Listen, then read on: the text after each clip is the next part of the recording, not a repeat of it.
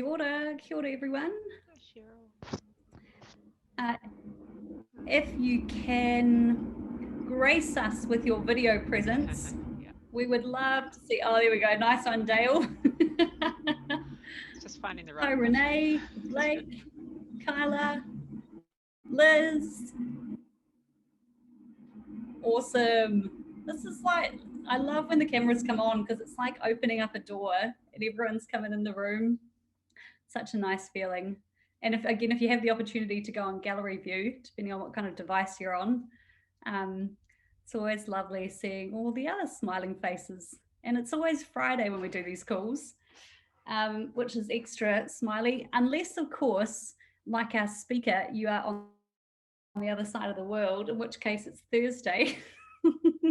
I'm not quite there yet with you. The way that I remember what time it is for you guys in Vancouver is it's 3 hours ahead of us yesterday. Okay, that's a good one. Yeah, because it can be hard to figure it out the other way. The other way, it gets a little convoluted. Yeah. Awesome. All right, as everyone's filing on in, it is, so we've gone an hour earlier today for this call. Interested to know whether or not, how that works for people. So normally our calls are from 1 to 2 New Zealand time on a Friday afternoon. And I originally had done that sort of with the idea that it gives everyone a chance to finish up any morning meetings, grab something to eat, and then sort of come in at 1 o'clock. But yeah, would love to know, actually, for those that have their cameras on, if we do this for 12 to 1 and do this for 1 to 2, what's your preference? 12 to 1 or 1 to 2? 12, we've got some 12 to 1s, or that's also a don't really mind. You know, you've got agile coaches in the room when they're doing this because they already know it. So we've got a few don't minds, but we've got more of these going up than the 1 to 2s. There's 1 to 2 maybe a little bit later in the afternoon, people checking out for the week. Awesome. If you're just joining us, welcome into the Agile HR Aotearoa community. If you have the opportunity to turn your camera on, at least for this first sort of minute or so, it's really lovely for us to be able to see each other's faces at a time when we just need more connection with everyone being in remote locations. Thanks, Kyle. Welcome. Brenda, yes. If you have a chance to put your camera on, it's so lovely. I love that different people are waving at different people. I feel like I'm on an episode of the Brady Bunch. But this is such a huge part of why we do these calls. It's not just to learn new things and to share, but actually just to connect back in with each other. See who's got a new haircut or some new glasses or something. So welcome back in. I'm just going to cover off a couple of the logistical side of things. So purpose of this event for anyone that's new, and just a reminder for anyone that's coming in, we do this each Friday, first Friday of the month, and we've just shifted from 1 to 2 to 12 to 1 New Zealand time. So we're going to experiment with that for a couple of months and just see how that flows for people. So the idea around the Agile HR community is to bring together like-minded people who care about people, especially at work. My guess is if you work in the people profession, this doesn't just happen at work, it probably extends to all areas of your life. But certainly that's probably why you've made it your profession, is because you really care about people. And if you care about people at work, you want to see better ways of working. This is really why this community has come together and gives you an idea of the type of people that come along to these sessions. And the goal with all of our speakers that we have is to bring people in that bring new perspectives about how we can look at people differently at work. So hopefully that lines into what you've come here for today. And hopefully you're going to pick up a few things that are pretty helpful in what you're doing in your workplace. Working agreement, there's sort of 3 words we throw around: safety, respect, and learning. So safety-wise, this is a safe space to share, learn and ideate. We do record these sessions and then share them. So just be aware of that this will be viewed by other people as well. Not your breakout rooms, they don't get recorded. So you can say whatever you like in those, but when you're in those rooms, respect is such a huge part of it. You know, one of the best things I love about this community is we all have really different views on things. And one of the best ways in which we can support each other is to bring different ideas, but we don't always have to agree, but certainly respecting. And I think the types of people that come to these calls, it's a given, but I'd just like to share that again, that if someone shares a view that you don't necessarily agree with, just be aware of how you might respond, especially if you've had a hard day. And the last one is learning. The purpose of these is for us to learn through experiences and stories. And I'm really excited for what we're going to be learning about today. Logistics wise, if you can just check that your microphone is turned off, and ideally, if possible, that your camera is turned on, again, just so that we can connect. When we will be doing one breakout room today, when you go into the breakout rooms, if you have a chance to put on your camera, it makes it a way better conversation if you can see the other people that are there. Emergency procedures, if we do have a scenario of Zoom bombing, so if you see anyone enter the room who shares anything appropriate, you have the right of the group to turn on your mic and let us know. We will do our best to kick that person out, and if we have any issues with that, we'll just end the call immediately to make sure that nothing's shared that's upsetting. And then lastly, with the breakout rooms, they are optional. So if you're in a situation right now where you're just tuning in and you don't actually want to interact, you just want to listen, that's fine. You don't have to join the breakout rooms, but those will be an opportunity for you to sort of jam with some other people in the community. All right, I'm going to just take a moment to take a deep breath. The power of pause is a wonderful thing, and I'd like you to just, with me, take a large inhale and exhale and just be present in this moment that you're in. With a 9-week-old baby, this morning has been quite a delight to get to this point. I was sharing before to Kristin, our speaker, that these events, I continue to do these events because I get so much from this community, but I can only do them because of my community that's around me at home. So right now, my little boy is, I think, bawling his eyes out downstairs, and he's got multiple people around him trying to calm him so that I can do this call. So thank you for joining us as our community, and thank you to my community that, you know, what do they say? It takes a village to raise a child. So I just want to offer all of us to take a moment from the chaos of today and just pause, take a deep breath. If you desire, give your shoulders and your arms a bit of stretching. If you've been doing a bit of this sitting at a computer, just connecting in with your body and being present for our next 52 minutes, and then you can go back to all the madness that awaits you out there. We're going to do a really quick poll to kick us off this afternoon. One, because I haven't done a poll for a while and I quite like doing polls. And two, it gets us to switch our brains on. So there's 2 questions. And the idea of these polls is just so that Kristin, our speaker, has an idea of where people are coming from and their perspectives joining in. Now, keep in mind, these are anonymous, so you can put your answers in. So there's 2 questions. First of all, do you work in a role where you set goals for others? So that's the first one. Yes, no, kind of, if that's a bit of a grey area. And the reason we're asking this is just to get an idea of, at the moment, are you interested to learn about goal setting for yourself? Or do you, right at this time, you're setting goals for others that you'd really value some insight in that? Because that just sort of gives us an idea of the different levels and layers that we might sort of speak to today. And the second question, in your organization, or if you work independently, this might be how you do this yourself. How regularly do you review and update your strategic goals?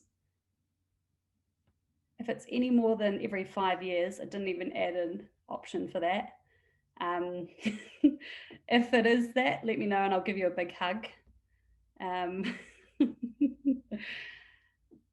So I'll just give you a moment to answer those two questions. So it just gives us an idea, what is it today? What would be really of value for you? Is it around personal goal setting, or is it around actually setting better goals for the teams or people that you work with? And in your organization, how often are you doing this? And when I'm sort of asking around, how often do you update them? Not how often do you walk over to the wall where they're put up on, but how often are you actually iterating on them and changing them? Cool. All right, we'll hold that open. Oh, no, there we go. Perfect. Oh, it's open. Thank you, Kristin's doing an amazing job driving in the background. Cool. So if we take a quick look at the results coming in. So do you work in a role where you set goals for others? So we've got about 30% saying yes. So presumably in sort of a leadership role where you're setting them for teams and people, probably half of the group saying no. So that's cool. That's really good to get insight. And then some kind ofs. Maybe you work in a role where maybe you support people that set goals for others. And then how often are we doing them? One for fortnightly, a couple there for monthly, majority are in quarterly, annually, and every few years. Okay, cool, awesome. Kristin, is that helpful just to give an idea of some of the things we might focus on for today? Yeah, that's great. Thank you, everyone. Awesome. All right. So now we're going to shift gear, and it is such a treat and a pleasure for me to get to introduce my Aotearoa community to someone who's been a really huge influence on me as a coach. And it was, I'm going to say, probably close to 4 or 5 years ago. I was working at a tech startup in Vancouver, and I was actually trying to convince them that they needed less project managers and more coaches.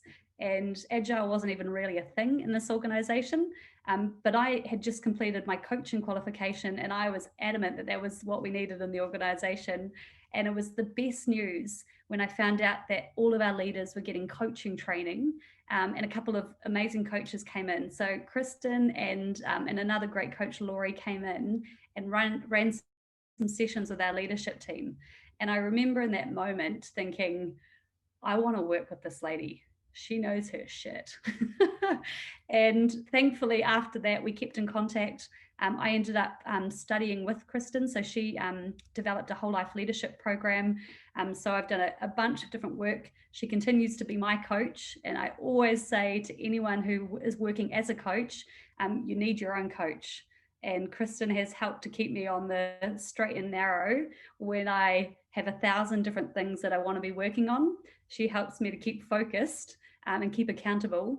And so when we were talking quite recently, I said to her, I'd really love to bring you into our community, into our Agile HR community, and look at this because, Kristin has worked with organizations for many, many years, has worked in a leadership role herself in the food and beverage hospitality industry, helping leaders in the hospitality industry, which, man, that is your number one customer service industry, and had moved into the leadership side of things. And so she works with a lot of organizations, but she also works on a really values-based system and level of thinking when it comes to setting goals and working towards achieving things. And this is for me why it's resonated so much having her as my coach, is because setting goals was never enough.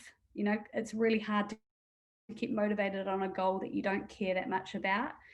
But as soon as you start to weave this in with your values, a whole nother level happens. And so she has been such a huge teacher for me of that.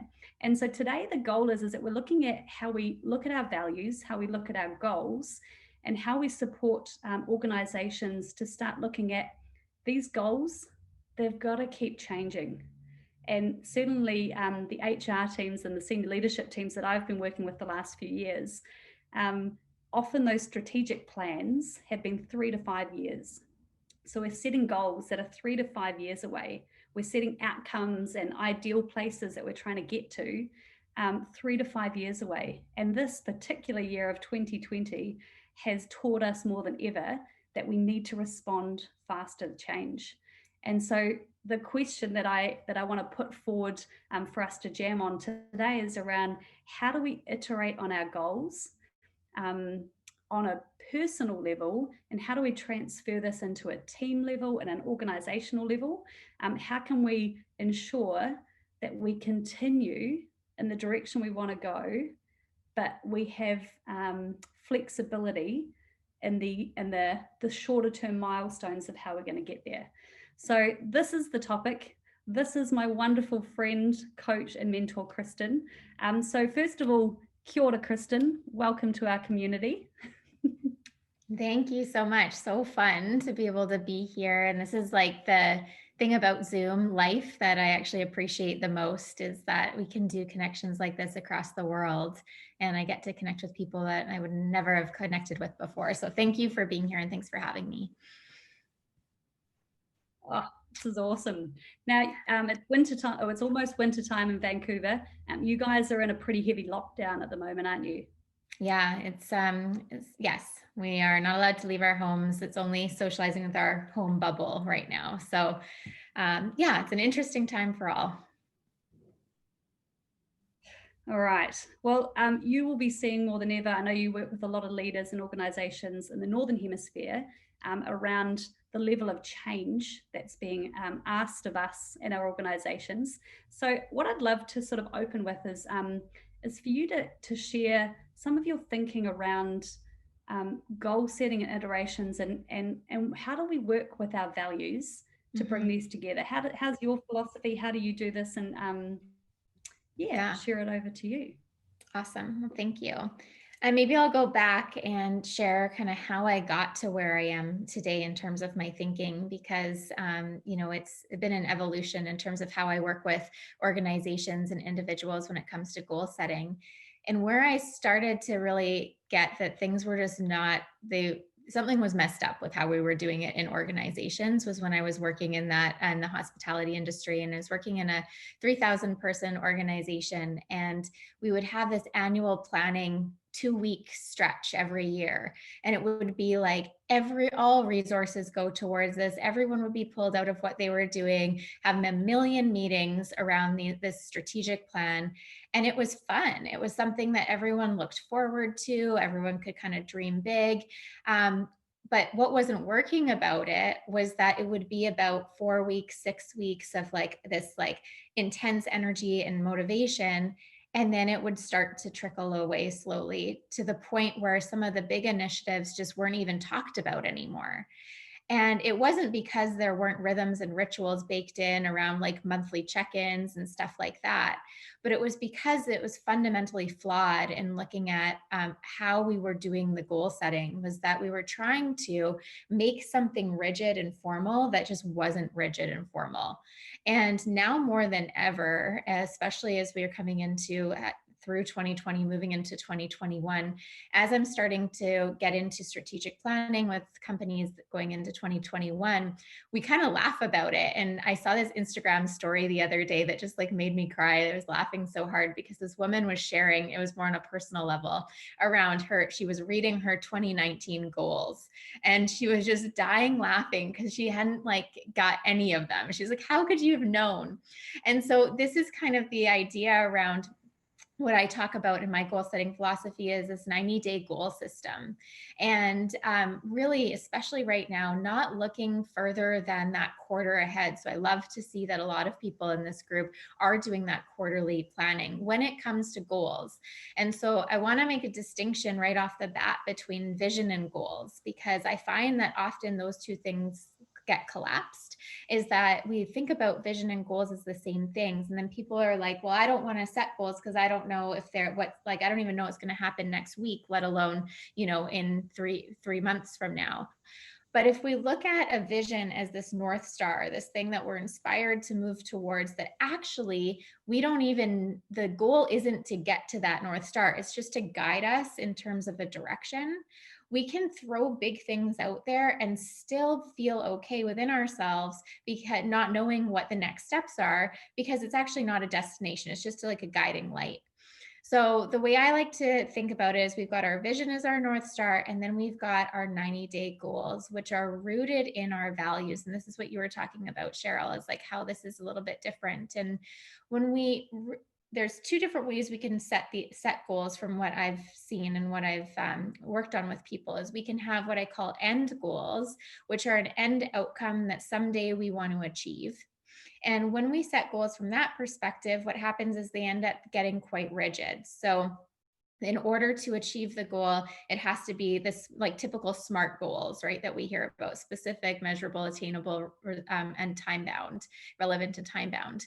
And when we set goals like that, those can be great for certain things, and I'll get to what they can be great for. But the problem is they become really rigid. So what I like to think about when I'm doing goal setting is, how do we reverse engineer goals so that we start with our values and we start with what's most important to us. And then from there, we can start to add in some of the structure and some of the more rigidness. But when we do that, what that allows for is for our goals to be deeply rooted, but highly, highly flexible. So no matter what comes up in terms of, the future, what, new information that we get, we can still remain true to what's important, what's the deeper why underneath it all, but we can flex with the circumstances and the situations. So that's kind of the idea around like the difference between vision and goals, and then also the distinction between end goals and values driven goals. So maybe I'll just pause there, Cheryl, and see if you want to ask any questions or anything to clarify out of that piece. Yeah. It's so interesting because we've talked about this so many times, but every time we talk about it again, something else lands for me. And I'm just loving watching, the people that have their cameras on, seeing the nod of like, and it's probably not necessarily new information. It's just a reminder of how important that we bring these values in. And just as a reminder, if throughout this session, and we'll be opening a bit later for open Q&A, but if you have any questions that come up that you really want Kristin to answer today, feel free to put them in the chat channel and we'll do our best to answer as many as we can. I loved what you were sharing there around that energy and motivation is really high when we set those goals. And we plan them out. And like you said, everyone's really pumped for them. But by having such a far out goal, it really can make it challenging to one, keep the energy and motivation up, but two, know whether or not we're getting there. Mm-hmm. So in what ways, and I think this transfers from as individuals, but also as teams, what ways do you find are helpful to go having that vision there and setting those initial goals, knowing we're probably going to flex on them? What are any ideas or ways in which we can start that process with our values in mind? Mm-hmm. Yeah. So the first thing is, from my experience, is most people actually don't have a ton of clarity around their personal values. Is there kind of this like thing that's like this intuitive gut sense around, I kind of think this is important to me, or I think this is what I want to bring more of. But there's real power in clarifying exactly what it is that you want to achieve. So, there's lots of different ways you can go about that. But one question that I like to ask people when they're setting goals, if from this perspective, is what's the deeper desire underneath this? So, maybe it's, launching a program within the organization. It's like, that is a okay end goal, but what's the deeper desire underneath it? Why are you actually doing this? Why is it meaningful to you? And if you keep digging with somebody and you can just keep asking them why, you don't even need that, that sophisticated questions. You just keep asking why, you'll get to a bottom point. You'll get to a bottom point where they're like, I actually want to do work that's meaningful to me, or I want to feel proud about this. You'll get something along those lines. And as soon as you'll know when you get there, and they'll know when they get there, when they hit down on the deeper desire. And once you're there, then, okay, now we have a place to work from. Now we can actually start talking about, well, what's getting in the way of you having that today? What's getting in the way of you being able to feel like you're doing meaningful work, or that's getting in the way of you being able to execute on this? And once you understand that, once you understand what's getting in the way, now you can start to actually chunk that down into actionable steps. So it doesn't just become this lofty goal of launching a program. It might be something like, well, what's getting in my way is I don't have time resources. Okay, cool. We can do some work around getting you setting some goals in place, or action items in place so you can get that. Maybe they don't have the skills that they need. Okay, so what would a goal look like around that? So as you can start to see, you're starting to reverse engineer from this place of what's most meaningful to you to actually get some action steps that you can then calendarize, systematize, take action towards. And actually, those are the things that you want to be able to like check off the list. Those are the SMART goals. But we don't want to start there. We want to start at that kind of bigger, broader scope and then get down into, okay, how can we make that specific, measurable, and time bound? And then something else I'll add into there as a tip around what can be really helpful is this idea around milestones. And I know we've talked about this a lot in our work, Cheryl, around the importance of milestones. And I always like to have people get really quick wins right off the bat. So in terms of the milestones, the one question I'll often ask people, and even if you're running a team, is what could we accomplish in the next week? So it's really quick and it's like getting some motivation under the belt. Okay, great. We're going to do that in the next week. And then what are we going to get up to? And often what I find is people want to get too far ahead and plan out the whole plan. But this is where the deeply rooted, highly flexible comes in, is you only kind of need to know a few steps ahead when it comes to these milestones, because new information is going to arise and you can use that new information then to take a more intelligent next step if you don't get rigidly stuck to what's the entire plan. You're being pulled forward by that vision and by the deeper desire, and then you take actionable steps towards that. So it's like a highly iterative practice, instead of kind of something that's set out at the beginning of the year or the beginning of the quarter on a piece of paper, and then you just hope that you're going to get there someday. Oh yeah. Yeah. I've got quite a big question to ask you in a moment. Okay. And I'm going to ask it now, and I'm going to just put it on pause to see if anyone else sort of relates to this. And the question is, how do you handle and support people, specifically leaders, who want that structured plan? Mm-hmm. And feel free to nod if anyone else here has people in their workplace who are asking them, I want a detailed plan for the next quarter, 3 years. I want that structure and I want that there. Especially when, if you're listening and you're tuned into this going, of course, why would we write a 3-year plan? Everything's going to change. But we have people in our world who are asking that of us. So I'm just going to hold that there for a second, and just let that sit, to just let you digest that one. And the other point I wanted to flip to is around when we are setting goals for others, especially in a workplace. I'm keen to sort of explore with you around how we might look at values, not of our own, but potentially of our customers. Because often, that idea of when we're, as a business, we're serving our customers,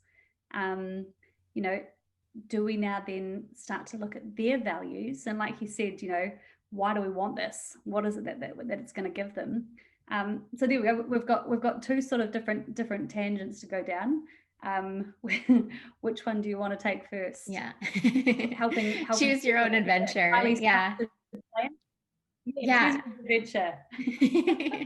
Well, why don't we start with the structured plan, then we'll go to the other one. So from my experiences, people want some sort of plan. They do, right? And if you don't have some sort of plan, people are not connected to why they're doing what they're doing. So, but what I don't think people want as much, and this is just my personal experience, is they want to know where the company is going, where the team is going. And that's the vision piece, right? So it's like, where are we going in 3 to 5 years? There's a vision piece around that.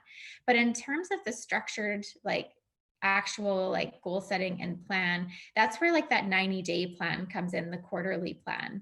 So how to support people with that, I would say, is to have a regular 90-day rhythm in place that they can count on, that every 90 days you're going to get together as a team or an organization or for them personally, and you're going to revisit the plan that you're working on. It's kind of like having a map, and it's like, okay, we're not going to look at the map every day. We're just going to look at it, every 90 days, but we're going to make sure that we're on the right path. And then we're going to choose our next path from that place. So I think that how to support people who do need a little bit more structure is more with the rhythms and rituals of having them feel supported along the way, having them know that there's these 90-day check-in periods, and having them then trickle down, like create their own structured plan out of that 90-day plan.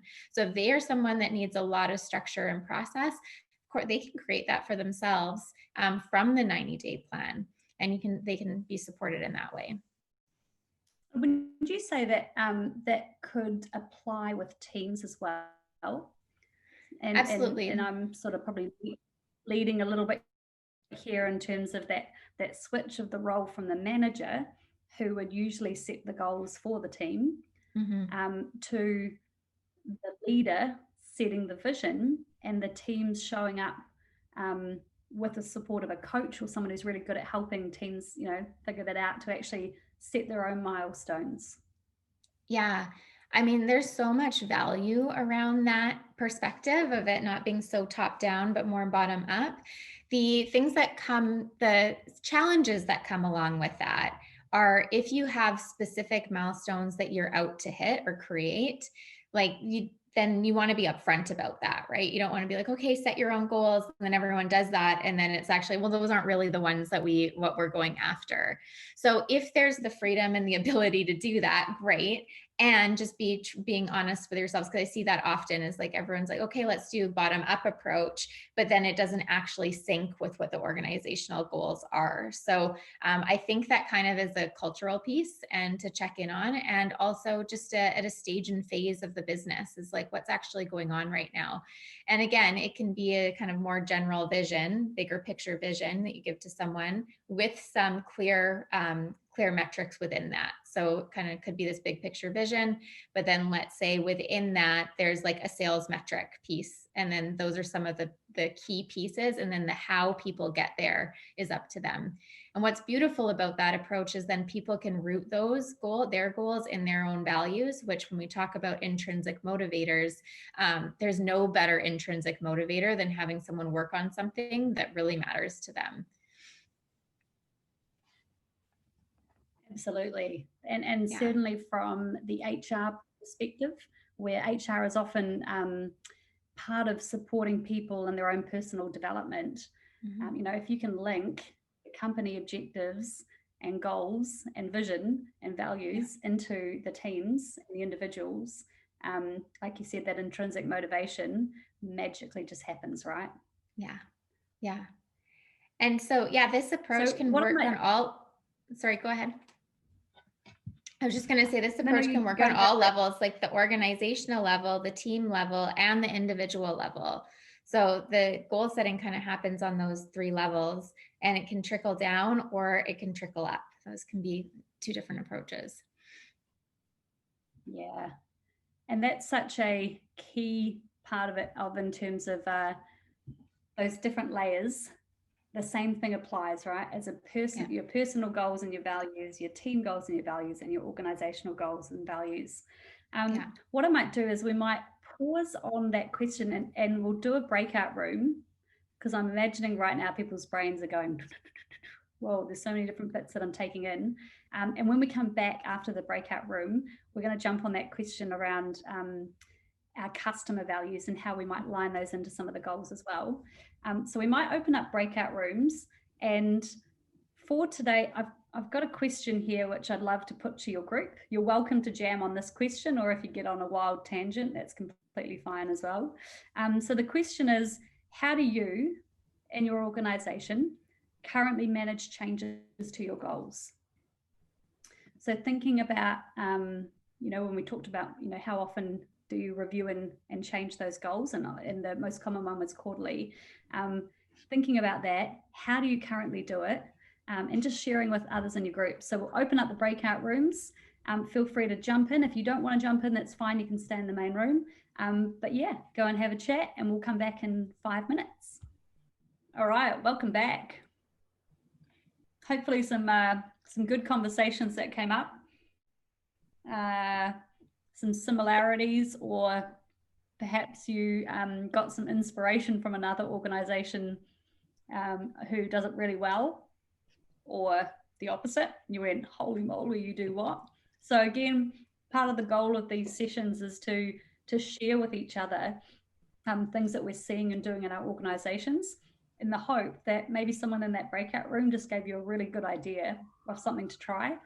So I just want to pause quickly and give you a chance, just based on that conversation you just had in your breakout room.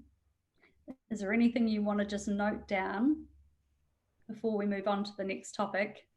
Because you always think you're going to remember it, and then half an hour later you go, wow, what's that really great idea that person mentioned? All right. I also just ate a piece of licorice before. I didn't realize those. Unconscious pop in. Oh yeah, I was like, put it in just as all the breakout rooms came back up. All right. So diving back into the customer side of it, and the context, kind of raise of hands or raise of a limb. If you work in an organization who has a very strong customer focus in terms of the goals that you set, really understanding your customer is of incredibly high importance to your org. Couple of hands. All right, so this is certainly becoming a lot more prominent within the agile space, certainly because the customer is at the center of what we do, and ideally we are building things and creating things that are of value to our customer. But in order for us to create things that are of value, we have to understand what they value. And I think there's a really lovely synergy that, Kristin, I'd love for you to sort of just see how these sort of match up together of when we're creating goals as a team, understanding what our customer values so that we can work out what they might want. And you mentioned before around, we need to put a new button on that page, or the app needs this feature. But why do they need it? What's the customer value in that? How is that helping them? So do you see this pop up? Because I know you work with a lot of tech companies, which are using different forms and versions of agile frameworks and tools and custom focus. Do you see this come up a bit? Yeah, after I asked you the context for the question, get that, it's definitely, because it comes back to is like, what's the deeper desire underneath it, right? When we're talking about the why, like why are they wanting these things? And when it comes to this, what's important about this, I think, and important to bring up is that it's less reactive in terms of they want that, okay, we're going to do that. We're just going to like knee-jerk response to it. And we actually take a second to step back of like, okay, what do they really want? And then how can we reverse engineer that rather than just work on the end goal that they say they want? How are the different ways we can get there based on what they really want? And then the other thing that I see that comes up when it comes to helping our customers with, from a values-driven goal setting approach, is helping them prioritize and decision make what's most important. And that's one of the most powerful, applications, I would say, of really getting clear on what our values are, is that it gives us some sort of framework to be able to say, these are the things that matter to me most, and in what priority order do they actually matter to me most? And that's coming down to actually clarifying what the values are, because often everyone's like, well, yeah, we want to be customer service focused. We want to be beautiful and, beautiful design. Yeah, we want to be profit driven. We want to be sustainable. People want to be all of these things. But when we actually look at, well, what's most important to you, and help them use their values as a decision-making tool, then we can actually set goals that are, one, realistic, but they also get them what they really want. Yeah. And I love that. Use your values as a decision-making tool. So I guess this gives you another lens to put over, is this something we should go after? Yeah. So it's not just, that's the most important. Yeah, it's the most important part of values is like the actual application is to use them as a decision-making tool. It's not just like this fluffy kind of like feel good. These are my values. It's like actually what are the filters that I'm looking through and how can I decide how to use my time, energy, and resources because of that. And I think Erin had a question. I saw your hand up. Yeah. Are we okay to open it up for questions right now, Cheryl? Yeah. Oh, yeah. Yeah. Okay, We've great. got a nice size group. yeah. I was just gonna link Erin. it back to when you said at the very beginning about how a lot of people don't know their personal values. Like there's a lot of people that do the blanket on values-based, blah, blah, blah. But actually, when you're saying bring it back to values, and if people really don't know their personal values, or they think they might know, but they don't, because it really comes back to that whole self-awareness and not, like some people are really clear, but a lot aren't. Yeah, so that's why when I work with organizations, I actually start there. So doing work with people around personal values, and it can be confusing for people at first. They're like, why are we doing this work? Why are we doing this personal, like, why are we talking about what matters to me? And so there needs to be a bit of resiliency there to stick with that with teams and organizations to be like, we're gonna do this work and you're gonna see how it's gonna serve you later on, how it's practical and applicable later on. Because sometimes it's not received like that at the beginning, but to your point, unless they know that you can't layer it onto anything. So, and there's no shortcut to that. It's a personal exploration that people need to do. And Thank would you. you say, I remember when we first, remember the first program I did with you, Kristin, and you gave us 3 columns for our values. So I, in my typical love of Post-it note style, put all of mine on, I don't think anyone else in the group did theirs on Post-it notes, but I did mine on Post-it notes. And we had 3 columns and it was core values, non-values, and aspirational values. And I remember when you sort of and I think on the Post-it notes, we'd written a whole bunch of different words that might represent a value, such as trust, freedom, family, whatever the words are. And I think I was only allowed to have, I think, 5 or 4 or something in the core values. Do you want to maybe just share a little bit around that? Because I feel that could be potentially a really nice tool for people to use with their leaders or with themselves to get some clarity around values.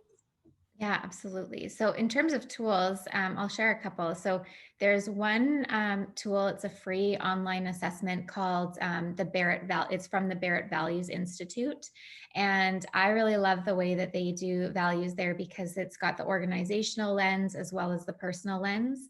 And they actually layer it over Maslow's hierarchy of needs. So it's pretty cool to kind of see how people's values depending at, and the idea there is that not because you shouldn't have all like enlightened values. That's not the idea. It's actually to have a spread throughout all layers of the triangle, of Maslow's triangle. So that's one tool that I really like to use.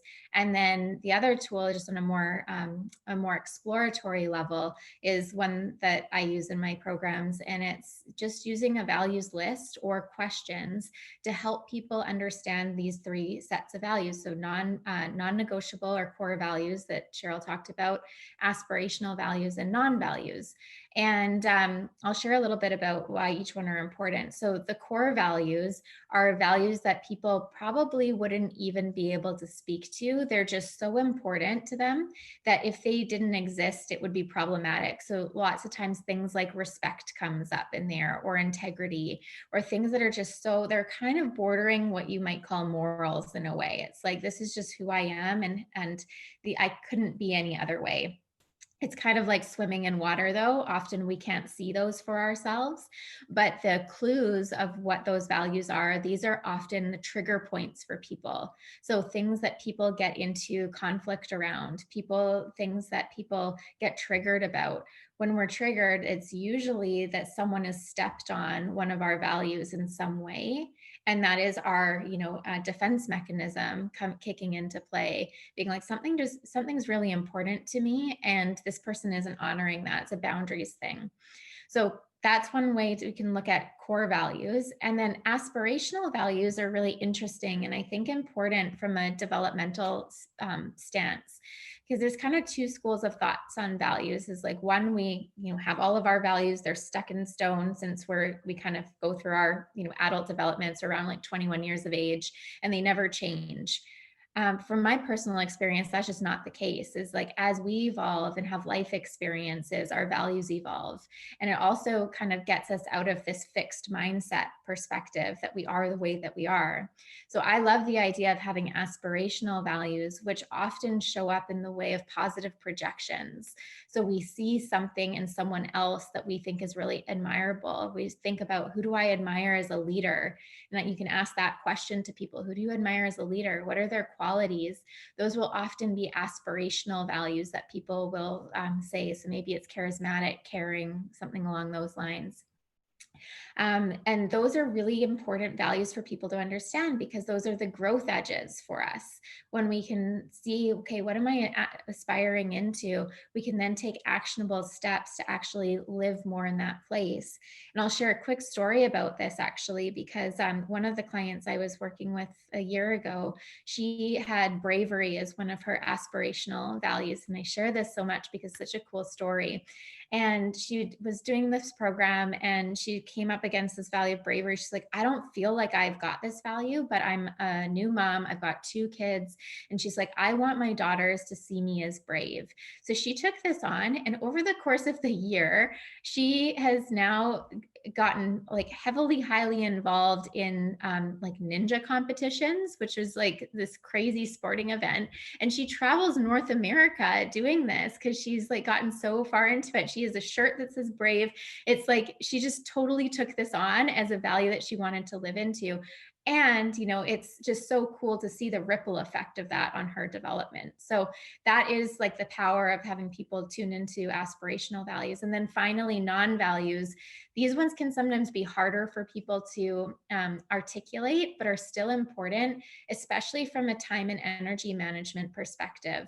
So say a non-value for somebody is really around, it could be around like organization or something like that. It's like, or one that comes up a lot is order. So things having to be very orderly, but they find themselves in a role where that is part of their role. And they're like, why am I not fulfilled here? Well, we just uncovered a total values disconnect. So having people explore what their non-values are can really help them find opportunities and goals where they're actually energized, as opposed to being in situations and circumstances that are in conflict with the things that matter to them most. So I'll pause there because that's a lot around that, but hopefully you got some takeaways that you can start to play with around that. Absolutely. And I can share back as well from on a personal view of those non-values. I found them incredibly liberating to say out loud that I actually don't value that thing. And it can feel quite uncomfortable, and probably keeping in mind, if you're facilitating others to explore these, being really conscious of the safety of whatever group or individual session, because really the value comes in being able to be honest about it. But yeah, and I love as well those aspirational values. I think there's real linkages there to organizations to have core values and aspirational, because some organizations, they're not there in terms of things that they want to be. But certainly as an employee coming into an organization who says we are this, this, and this, and you arrive there and within the first week you go, no, they're not. What do you mean you guys said that you care about this? And it might be that the organization's on a journey and they aspire to be that. Mm-hmm. And I think there's a really nice difference there. So that's incredible, is that. And again, my experience, in a way I did that really simply, was writing a whole lot of words on Post-it notes of different types of things that people might value, and then just move them around. And I certainly know that they can, like you said, values can evolve. So you might have a word that you put up there, and a few weeks later that word no longer sort of feels right and you need to change it and play with it. So I love the flexibility of that. Sits really nicely in what you've shared around that the goals that we set to achieve those are also going to evolve and change. Yeah, absolutely. We are closing in close to the end of the session, which kind of, man, it's just flown, that hour. And hopefully for everyone that's zoomed in today, you've already got at least one little golden nugget, if not a few. And I just want to offer you again a moment to just pause and think about something that you might be, an action you might be able to take off the back of this. Doesn't have to be a huge action. In fact, like Kristin said, if it can be one small thing. What was the question or the statement you said at the beginning? What could you accomplish in the next week? So based on the conversations today around goals, and I love Kristin actually used in her email, she sends out emails every, I'm not sure the regularity of them, but I love getting them. And you talked around that your goals should be like bamboo, that they're deeply rooted but highly flexible. And I just like that little analogy sits so nicely for me, especially I'm based in Wellington, which is the windy capital. Trees have to be pretty deeply rooted here because they get so thrown around. So based on that, based on the values conversations today, what is something that you could accomplish in the next week? Perhaps an experiment that you could try either personally or in your organization, and see how that goes. So I'm going to close this out so that I'm respectful of people's time in case you need to head off to a 1 o'clock meeting. But Kristin, thank you so much for your time, for your energy, for your wisdom. I always love this opportunity to connect. What is the best way if people want to get in contact with you and follow, because you share a lot of good content for free, as well as running programs and coaching. What's the best way for people to connect with you? Yeah, I can put, I'll just put my Instagram handle in the Instagram and Facebook. Oops, I just sent that to just one person by accident. And so that would be the best way to connect with me online. You can do it on LinkedIn as well, Kristin Constable on LinkedIn. So any of the social platforms would be a great way to stay connected. And if anyone wants the values discovery process, happy to send that as well. You can just connect to me on LinkedIn or Instagram and send it, and I'll send you one that I use. So happy to send that over. Awesome. And then finally, you're running, it's Monday morning our time in New Zealand. It's 6:30 a.m. Monday morning to 9:30 a.m., which may or may not fit in with people's timetables. You're running a reset, a three-hour workshop, right? I wish I could join. Unfortunately, with a newborn, that time doesn't quite fit for me this time. But if they just connect with you, you could flick them through the details? Yeah, definitely. So it'll be a 3-hour. Maybe I can send a link in the meetup. Okay, yeah, I'll send you the link. Yeah, it's a 3-hour online session for vision and goal setting. The context is mostly around business, so it would be kind of more of that context. But if that's something that is of interest to you, please let me know.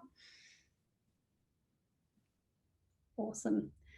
Thank you again. I hope that the winter ahead in Vancouver is kind to you while you're in lockdown. Thankfully, in Vancouver, you've got amazing indoor heating, so at least you can stay warm.